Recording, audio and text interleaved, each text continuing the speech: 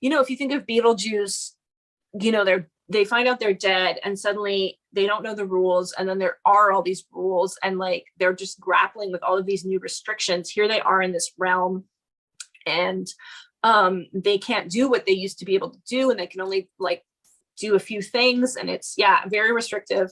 So basically like, I guess it was 2020 when I first started hearing Noah from Synchronicities, just like he would occasionally mutter on the podcast, like, oh, we're all dead and this is dead planet, and then not say anything else. And I would get like a really creepy feeling when he said it. And then just like you just literally mentioned, and I've heard other people mention about like us being in the Bardo or the Underworld, like the place between life and death. So I got this like, I hadn't slept at all last weekend. And then suddenly it was all coming together. And I was just thinking about that aspect of the restrictions. Because finally Noah elaborated one day. He was like, well, it's so like, it's more restrictive here on this earth. And I was like, okay. And so I was thinking about that. Like if you're a ghost, it's like our what we perceive as ghosts. So how we think of ghosts is these like kind of like fragments of ourselves that are still in this realm, but are like much more restricted and can't do much. And if you think about human beings on Earth, when we're like completely unconscious to our vast unity consciousness powers, like we're basically that's us. We live with these restrictions. And I even picture us like sort of blipping in and out of other astral realms, but like kind of haunting them, because it's like we kind of like get in there a little bit and we're like, and it's like, but then we can't do much until we remember and learn more about our connectedness and our power. And so it's like, right. So basically, there's infinite versions of Earth and infinite ways to exist on Earth, but the one we're in right now is an existence of death.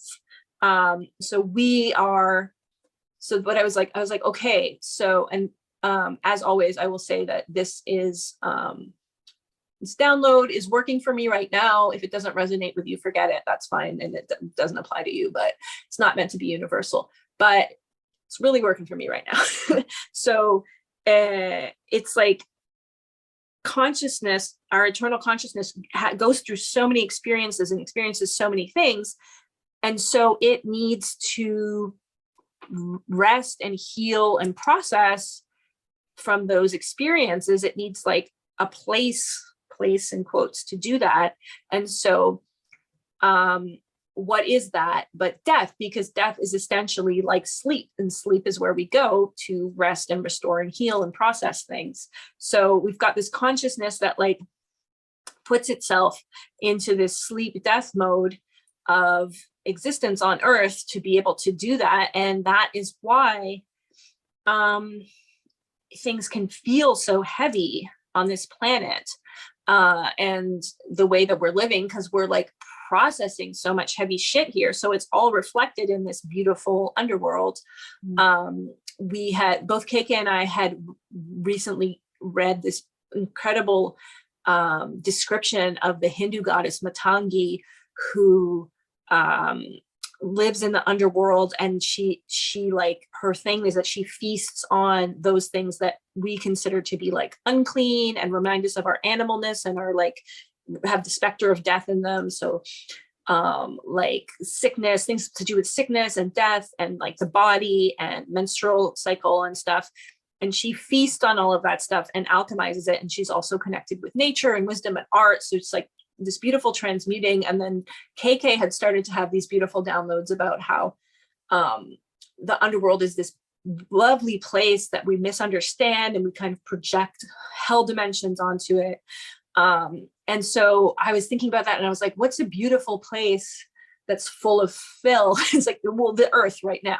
That is like the earth. That is, we are in this beautiful, beautiful place that is like just clogged with so much heaviness and filth because we're in that alchemizing process. And then I was also thinking about how a lot of people in the soberish group have had these horrible nightmares that just haunt them, of these like really graphic, vivid zombie apocalypse.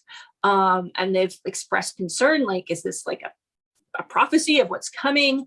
And I was like, so then again, in this moment, I was like, no, that is a remembrance of things like Atlantis, because as Jessa described, in the like 1,000 years leading up to Atlantis, people went from being conscious to becoming unconscious. And then there were those who were like still conscious while everyone around them was becoming unconscious. And that is what a zombie is. A zombie is a living dead person walking around and infecting other people. So that's exactly what was happening, but it was just in terms of like consciousness, which also brings me to another aspect of this, which is that we're experiencing this underworld dead version of Earth and ourselves right now.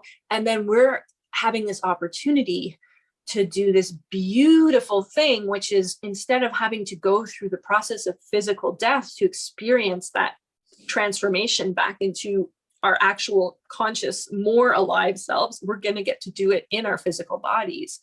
And it's just so like exciting and uplifting. And that's why it took me a few days. I was like, why is it important for me to realize that this is a dead Earth and we're all dead? Like, why is that lens helpful? And what I realized was it's the first time that anything has actually shifted my own perspective on death and dying in that process. And it's really like, it just hit me like a thunderbolt. It's like, if you are already dead, the worst has happened. Worst always, like using that framework, but like, it's like, what is there to be afraid of? You are literally you're already a zombie. You're already a ghost. You're already dead. You're already in the underworld. The underworld is a beautiful place to become friends with. And you're going to get to go through this amazing process of coming back to life. But like, why, you're going to be like fully aware as you do it. Wow. And then the final piece of the puzzle was because I'd been simultaneously obsessing over why we have to go to sleep each night for 8 hours.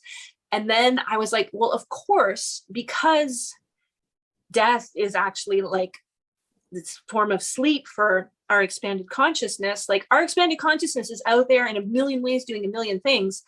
So it doesn't need like this unbroken constant cycle of death. So what we do when we go to sleep at night is like, we actually connect with that part of ourselves that's more expansive. So it's like this beautiful, like, wow.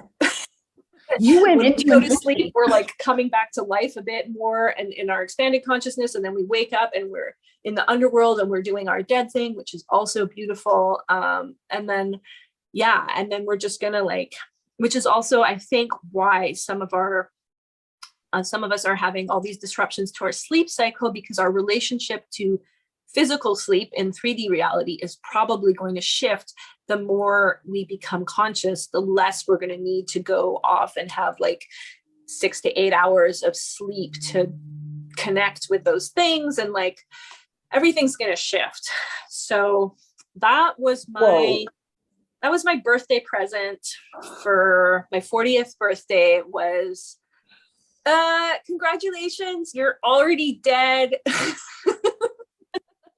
So enjoy it.